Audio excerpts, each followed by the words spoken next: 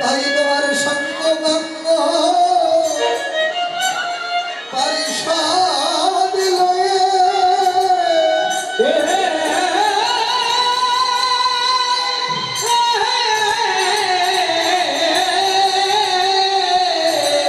পরিষদ লয়ে সহ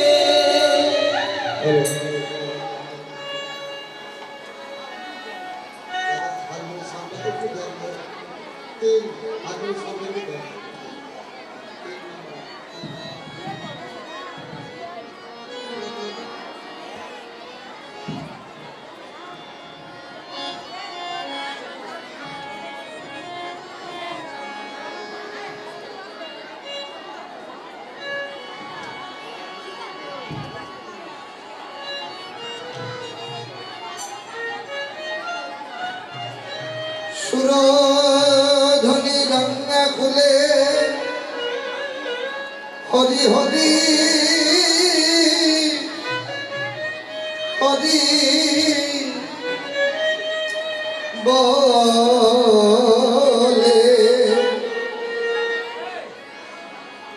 अरे खलाए बिना दो खला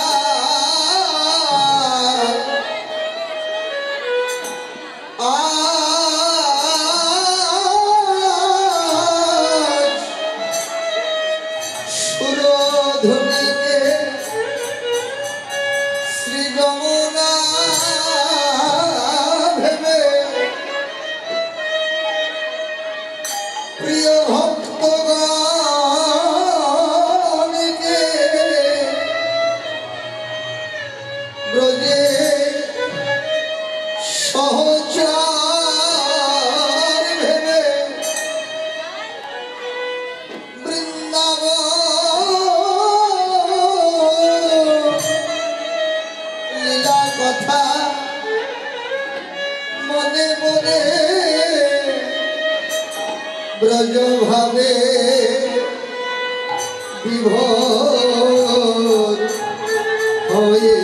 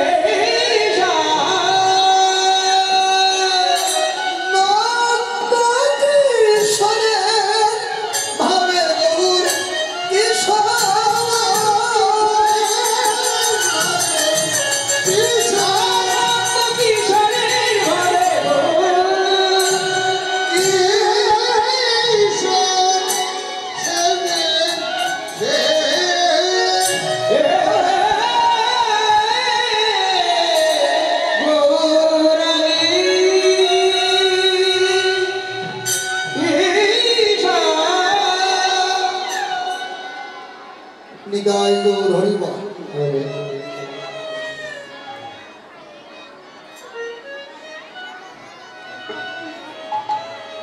পরমেশ্বর ভগবান শ্রীকৃষ্ণের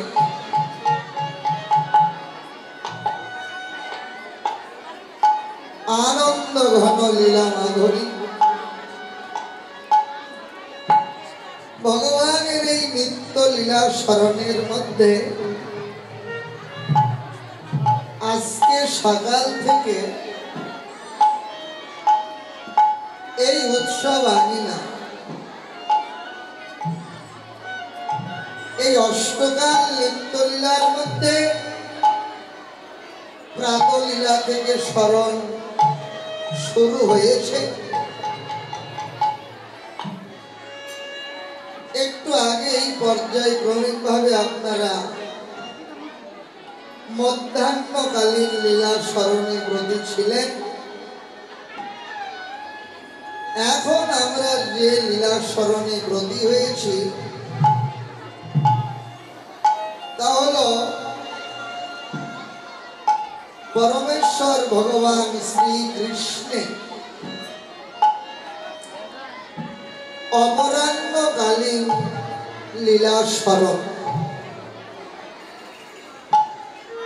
এই লীলা স্মরণের বিষয়বস্তু হল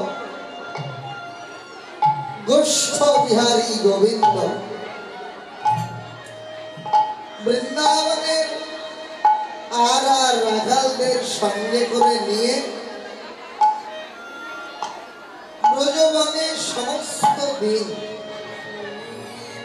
গোষ্ঠ খেলা অন্তে ধেনু বাছুরি নিয়ে বৈকাল বেলা গোষ্ঠ হতে মায়ের ঘরে ফিরে আসা পালা হিসেবে এই লীলাটিকে অনেকেই বলেন উত্তর গোষ্ঠ, কেউ বলেন উত্তরা গোষ্ঠ, কেউ বলেন ফিরা গোষ্ঠ, কেউ আবার বলেন ফেরত গোষ্ঠ ইত্যাদি। কিন্তু গৌড়ীয় বৈষ্ণব ভজন গুটিকা বলেছেন প্রচলিত ভাষায় এই লীলার যত নামে থাকে এই লীলাটির শুদ্ধ পরিচয় হল অপরাহ্নকালীন লীলা স্মরণ। গোষ্ঠ বিহারী গোবিন্দ গোষ্ঠ হতে মায়ের ঘরে ফিরে এলেন। মা যশোদা বৃন্দাবনের আর মায়েদের সঙ্গে করে নিয়ে রাম গোপালের আরতি এবং সেবা দিয়ে রাম গোপালকে বিশ্রামে রাখলেন। লীলার আস্বাদনকারী কলিযুগ পাবন অবতার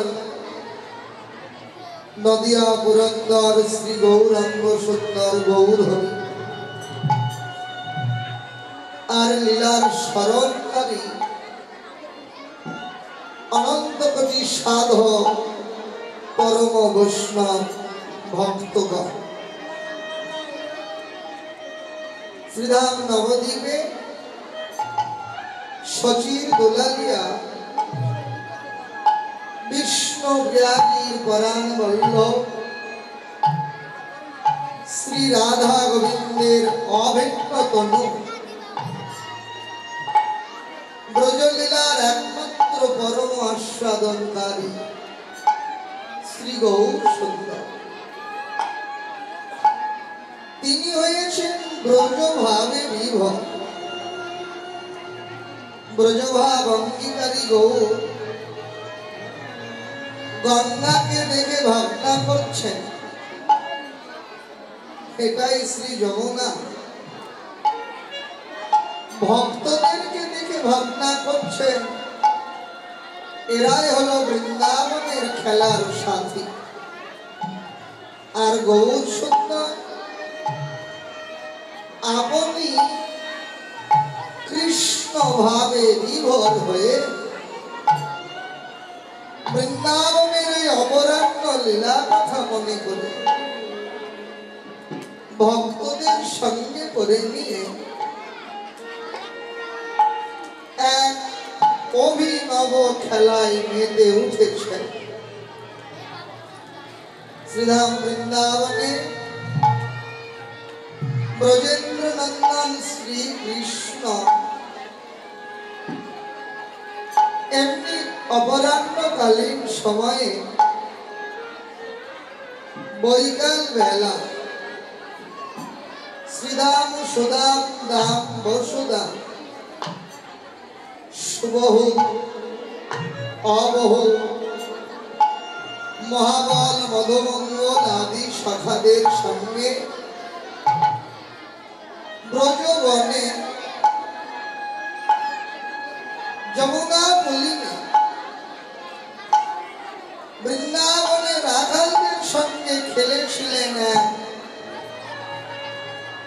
অভিনব খেলা।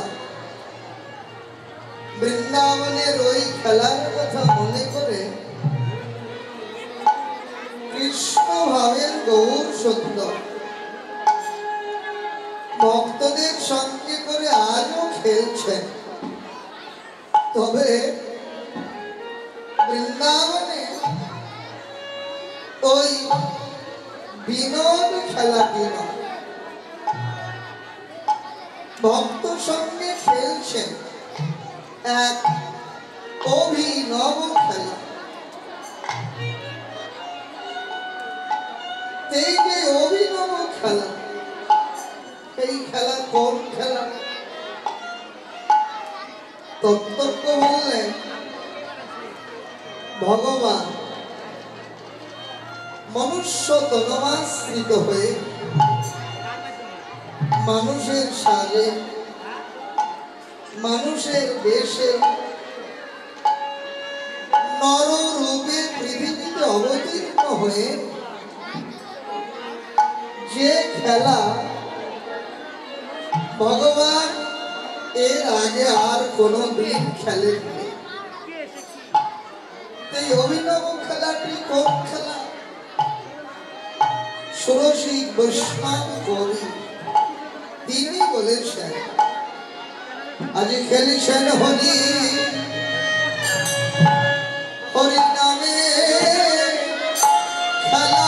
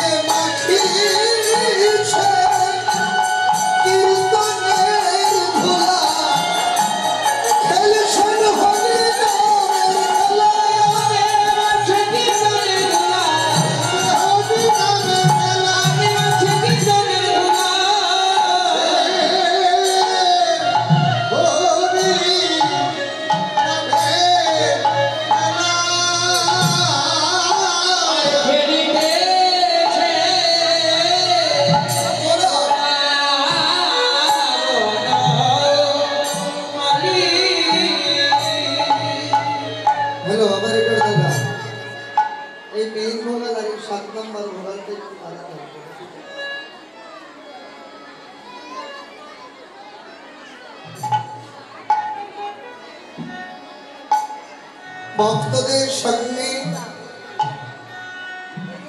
হরিনামের খেলা খেলছেন গৌর সুন্দর। আর হরিনাম সংকীর্তন আনন্দে বিভোর হয়ে হরিনাম সংকীর্তনের ধুলো গৌরের শ্রী অঙ্গে মারছেন। তো কেন হরিনামের খেলা খেলছেন? এটি বেশ ভালো কথা, কিন্তু অঙ্গে ধুলো মারছেন কেন? ধুলো না মেখে হ্যালো এত কমান বাড়ান করলে হয়? একটা জিনিস একটা ভাবে রাখে।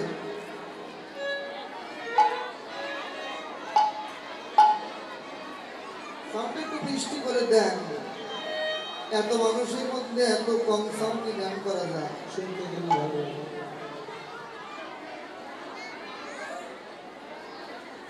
কথাগুলো তো আমাদের কানে আসতে হবে দাদা।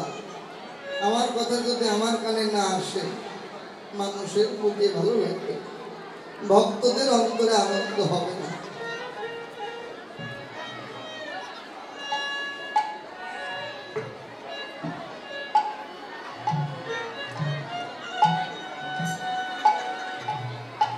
নিতাই গৌর হরি বল।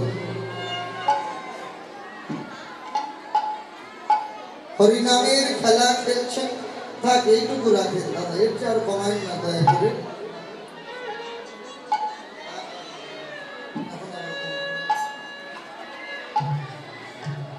হরিনামের খেলা খেলছেন আর হরিনাম সংকীর্তনের ধুলো অঙ্গে মাখছেন। তো কেন এই ধুলো না মাখলে এই হরিনামের খেলা কি প্রভুর হতো না? তত্ত্ব বললেন অঙ্গে ধুলো না মেখেও হরিনামের খেলা হয়তো বা হতো, কিন্তু এই ধুলো মাখা এটি একটি দীনতা শিক্ষা, এটি একটি দৈন শিক্ষা। কেন এই দীনতার শিক্ষা দিচ্ছেন ভগবান? ভগবান তার ভক্তকে কৃপা করবেন বলে প্রতি যুগে যুগে তার নিত্যধাম ছেড়ে মানুষের সাজে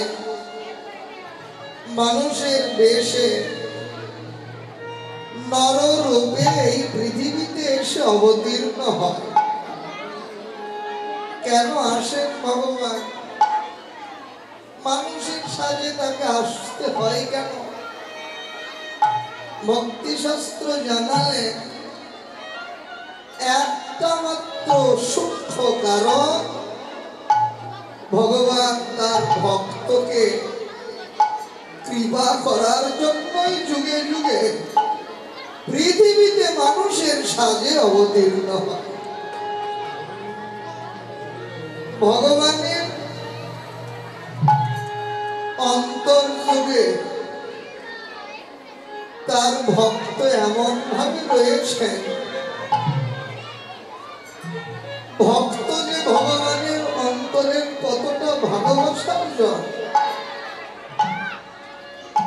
এই ভালোবাসা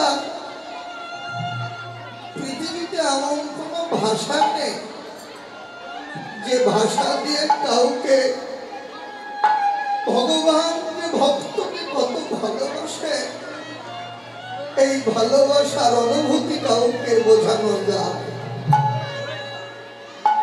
ডক্টর ক্ষুদিরাম দাস তার বৈষ্ণব রসবিকাশ নামক গ্রন্থে তিনি বলেছেন, ভক্তের যেমন ভগবান, ভক্ত তো তেমনি ভগবানের। ভক্তের যেমন ভগবান ছাড়া কেউ নেই, তেমনি ভগবানের একমাত্র তার ভক্ত ছাড়া অনন্ত ব্রহ্মাণ্ড আর কেউ নেই। ভক্ত হলো ভগবানের জীবনের সর্বস্ব কিছু। এ কারণে ভক্তের জন্য ভগবান মানুষের রূপে পৃথিবীতে এসে এমন কোন কর্ম নেই যে কর্ম ভগবান কোনদিন করেন।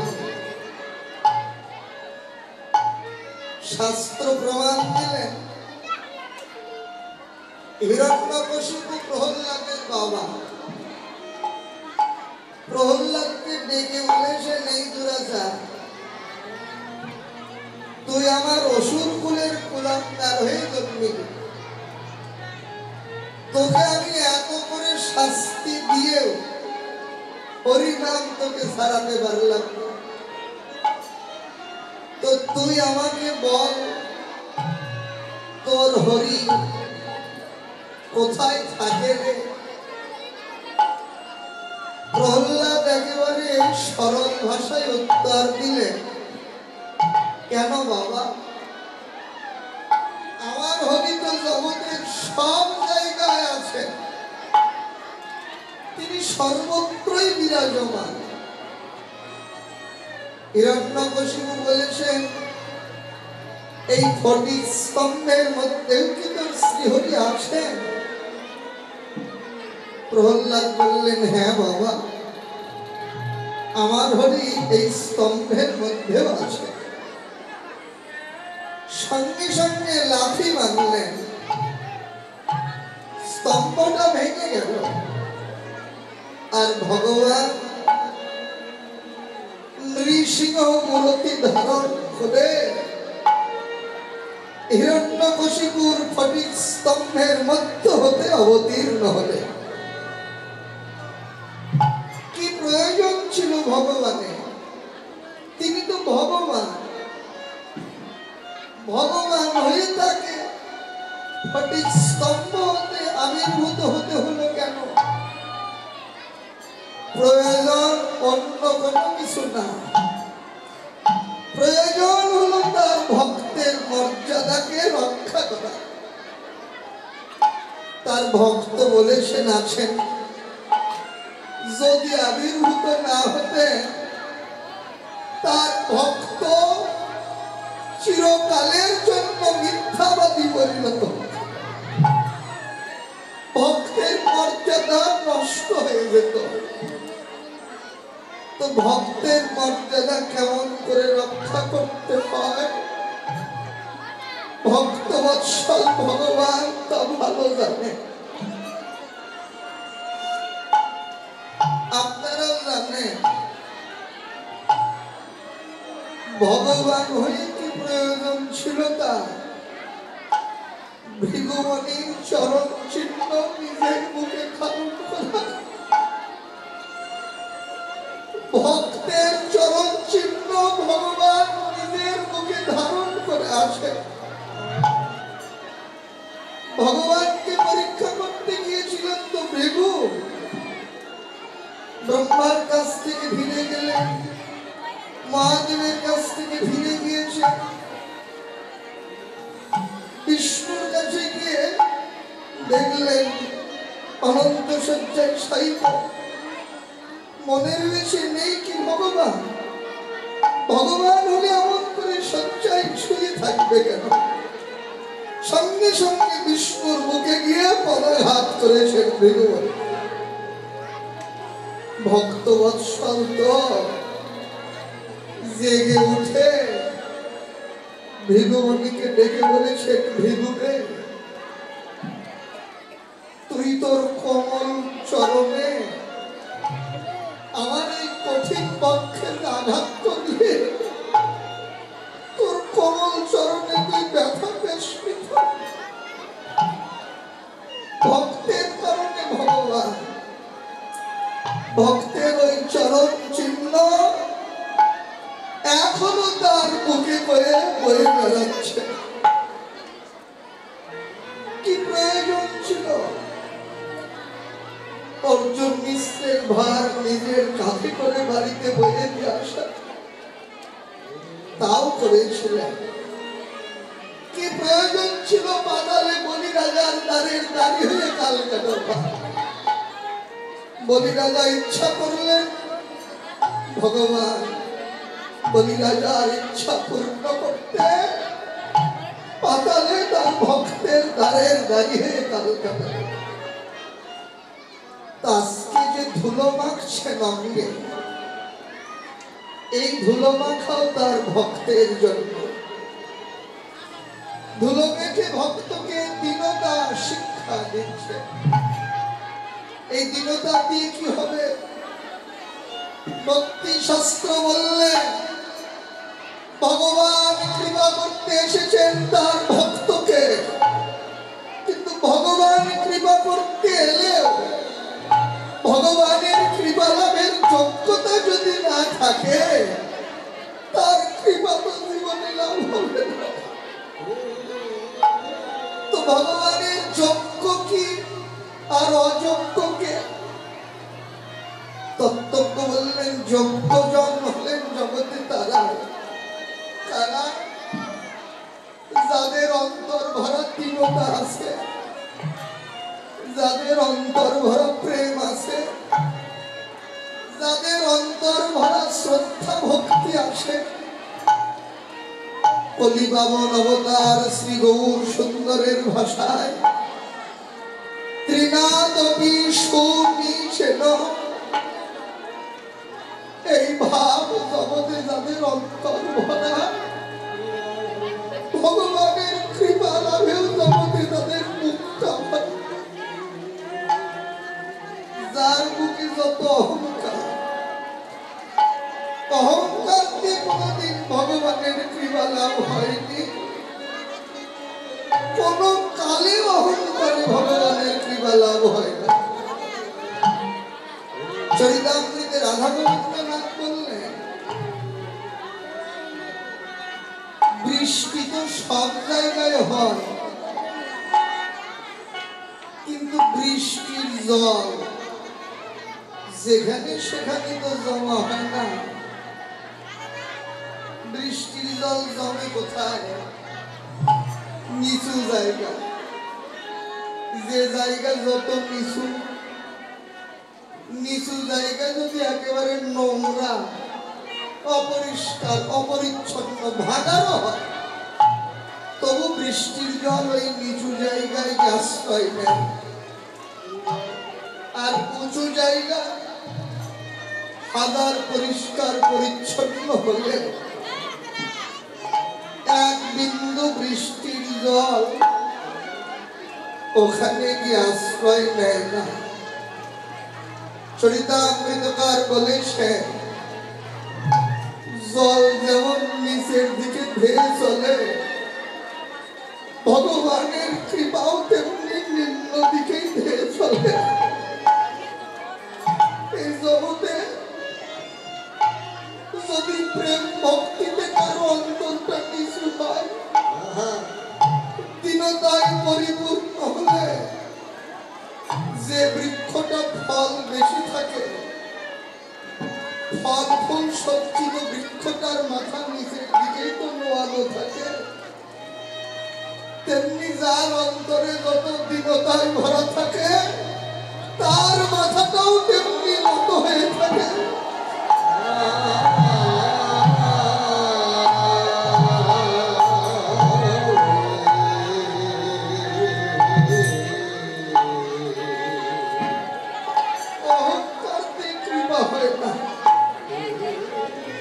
আপনারাও জানেন, একটু আস্বাদনের জন্য বল, ভগবান শ্রীকৃষ্ণ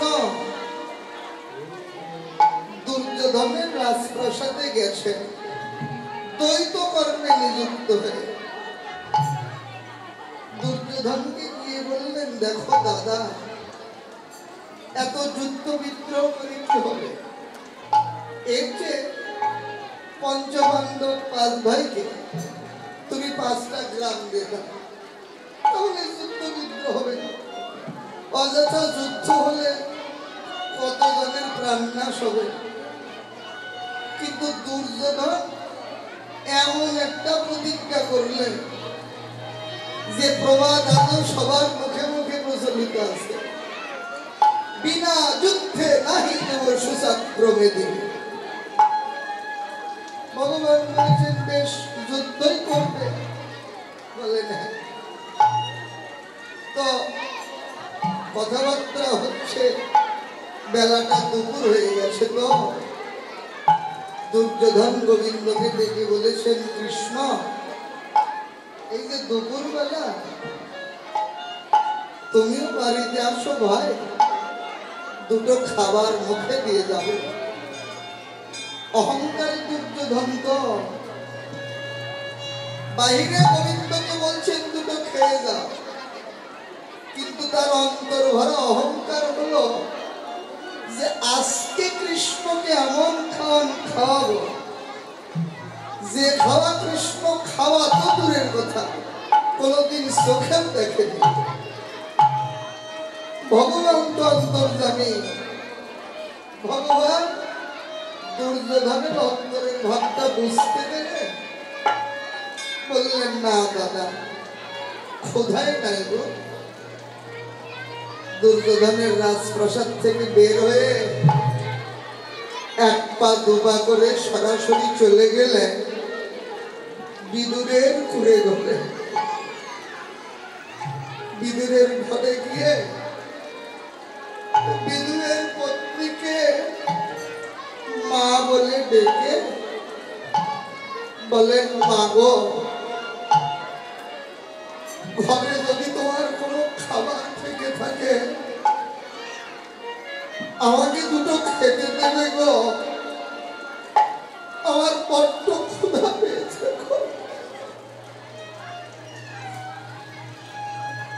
ভাগবতে বলেছেন, এই জগৎ ব্রহ্মাণ্ড মানে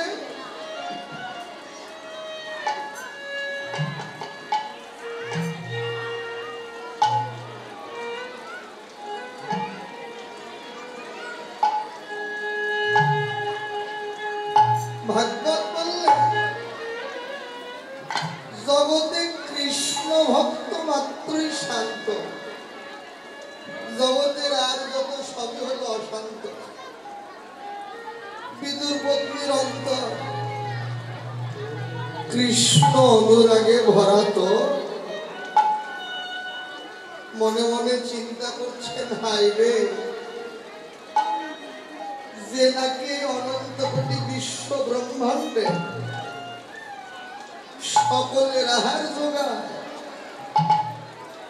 আর সেই এসেছে আমার দুয়ারে খাবার ভিক্ষা করতে। সকলের জন্য তার কত ভাবনা।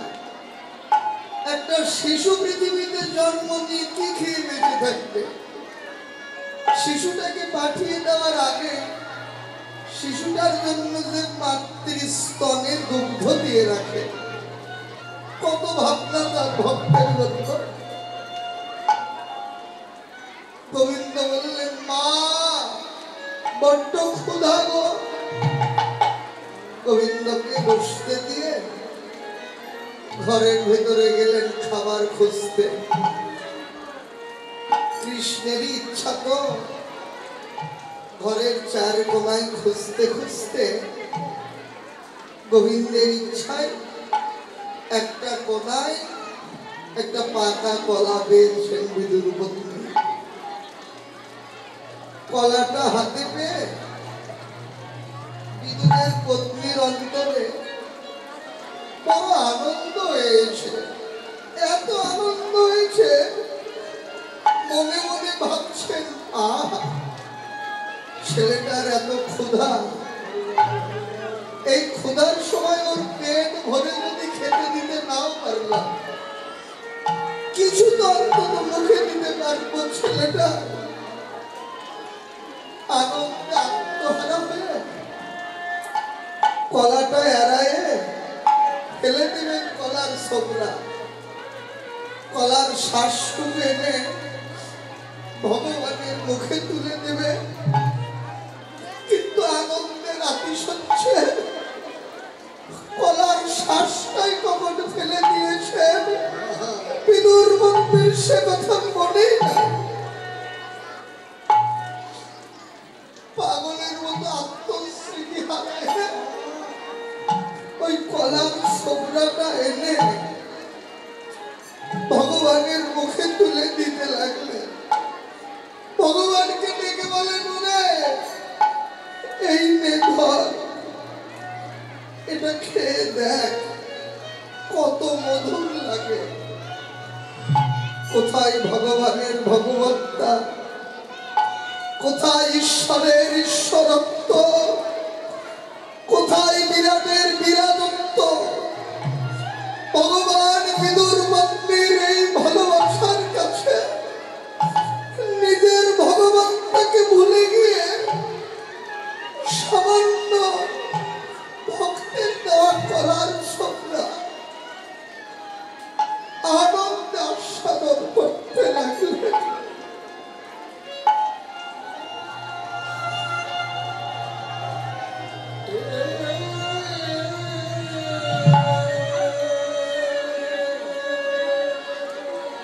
এটা থেকে ভাগবত শাস্ত্র জগৎজীবকে শিখালে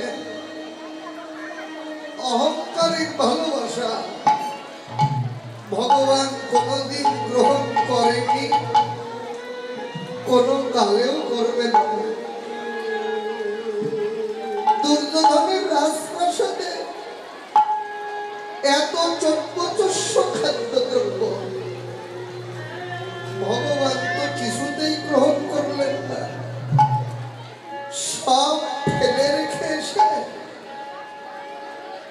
ওই বিদুরের ঘরের কলার ছোকরা ভিখারির মতো হাত পেতে ভিক্ষা করে গ্রহণ করলেন ভগবান। এই যে অন্তরে যদি এমন দীনতা না থাকে,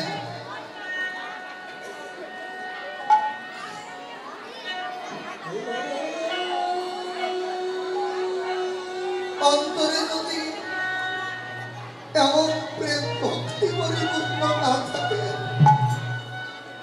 তাহলে তো ভগবানের কৃপা হয় না। তাই ভগবান তার অনন্ত কোটি ভক্তের অন্তরটাকে এই দীনতায় ভরিয়ে তুলতে নিজেই হরিনাম সংকীর্তনের ধুলো তার শ্রী অঙ্গে মারছে। এই হরিনামের খেলায় তত্ত্বজ্ঞ বললেন, যেখানে খেলা সেখানেই তো জয় পরাজয় থাকে। তো আজকের এই হরিনামের খেলায় তত্ত্বজ্ঞ বলেছেন, আজ তাদেরই জয় রে, তাদেরই জয় রে, তাদেরই জয় রে।